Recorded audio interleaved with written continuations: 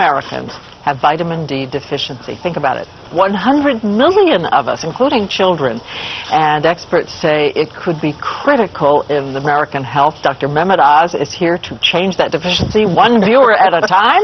Of course, he is the host of the Dr. Oz Show. It's so good to have you back with us. Thank you much. This vitamin is more and more implicated, as we said, in American health. Well, vitamin D, if I had to pick one vitamin to push to everybody to think about again in their lives, it's vitamin D. It actually becomes a hormone in our body.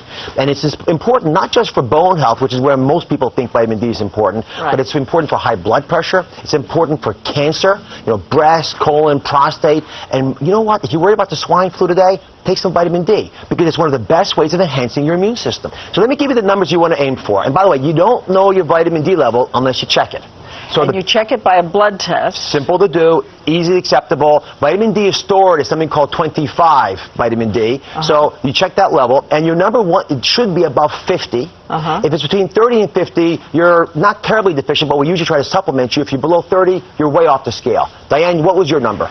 15. Did you hear that? 15. It was 15 a few years ago, and my doctor, my wonderful doctor, tested it just on her own, by instinct, and put me on supplements, which you'll talk about in a minute. Well, like a lot of physicians, she very wisely is starting to follow up on our patients, because the vitamin D levels are almost always low. I would bet you that 60% of people who are watching the show right now and can see my face have deficient vitamin D levels, and if you're dark-skinned or you're overweight, I can almost guarantee you, unless you're taking some type of supplement, because vitamin. Overweight, why? Because vitamin D is fat soluble, so the fat sucks it up, takes it out of the system. Oh, I see. And so for a lot of people, they don't recognize it. Let me show you a quick animation to show you why the sun is actually the best way of getting those numbers. And if you're in the sun for 15 minutes, Diane, you'll get about 10,000 units. So as I run this animation, you'll see that what happens is that melon, the little bit of pigment, the bottom of the skin, begins to get released as you see more sun. And that little molecule that you saw at the very beginning, that was vitamin D being converted. So the sun rays hit us, converts the cholesterol in our body to vitamin D. That's why in the winter months, starting from right about now, our cholesterol numbers go up.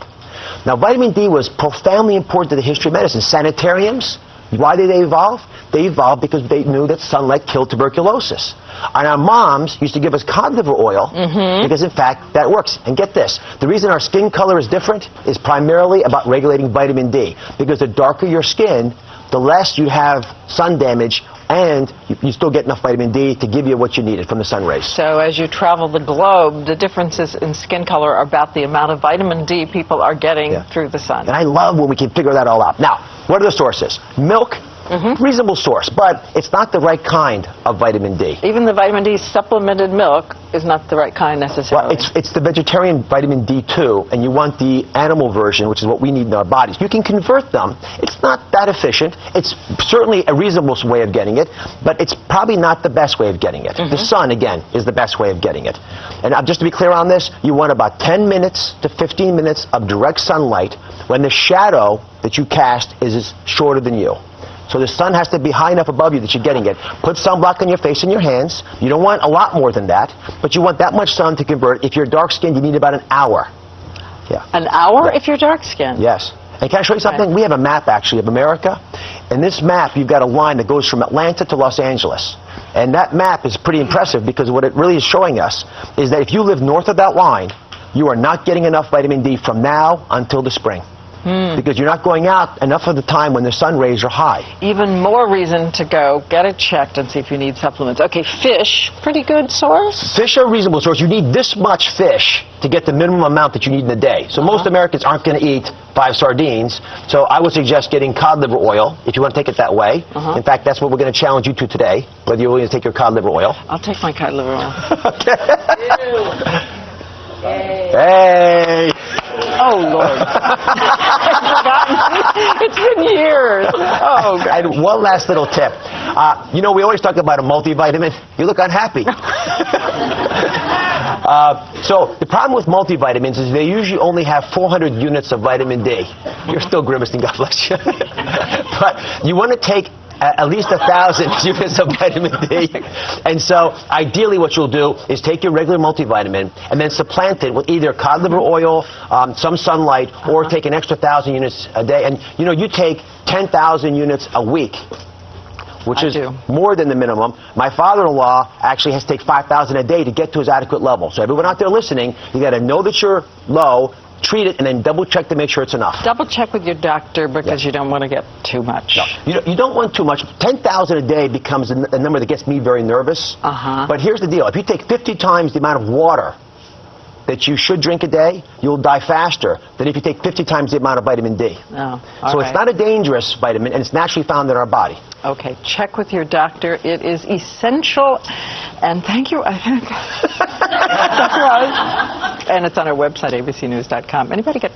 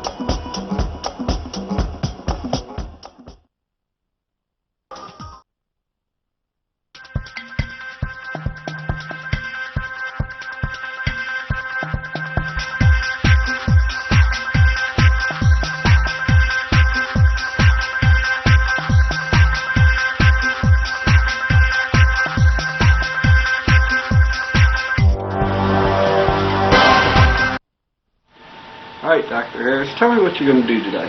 Okay, what we're going to do tonight is do what we call the live blood cell analysis.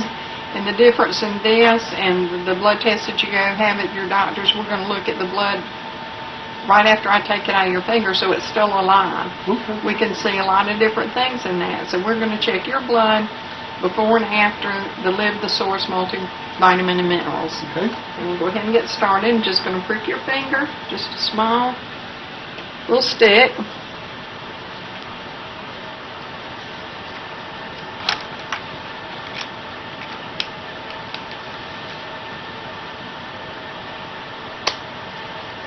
Okay. Just a tiny drop of blood, but we're going to magnify it.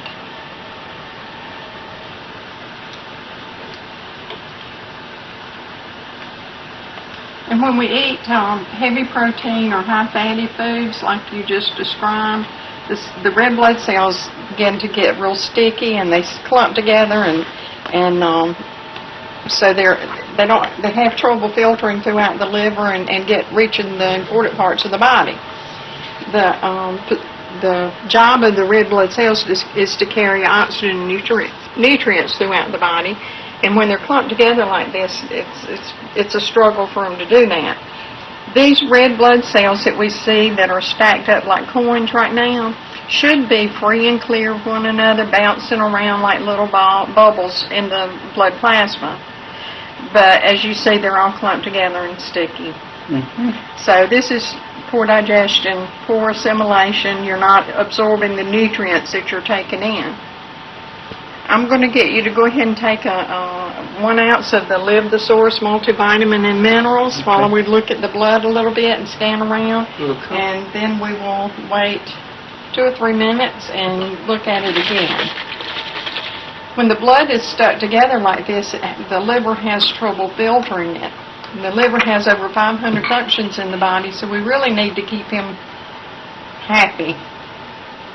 And he's really struggling right now. We can see in the background, in the black background of the blood sample here, looks like cracked glass, and that lets me know that the liver is struggling because it's throwing off what we call spicules or fibrin. Looks like cracked glass in the blood plasma. Okay. I'm going to look around and see if we can find a white blood cell to look at. You may have trouble finding one because they're covered up. Okay, here's one here. See the white mass in the middle there? A white blood cell is, of course, is your immune system. There's different types of white blood cells, but that's your defense mechanism. They should be 2 to 3 times larger than the red blood cells. And there's more red blood cells, of course, than there are white blood cells. But they, like I said, that's your defense mechanism, your immune system, and they will actually move throughout the blood plasma seeking bacteria, parasites, free radical damage of the red blood cells, and they either try to repair those cells or digest them for more energy to keep working.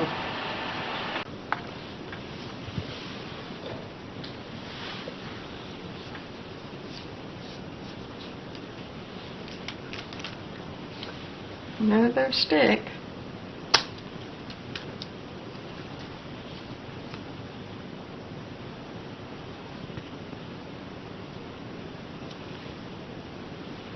Okay, just a little dot.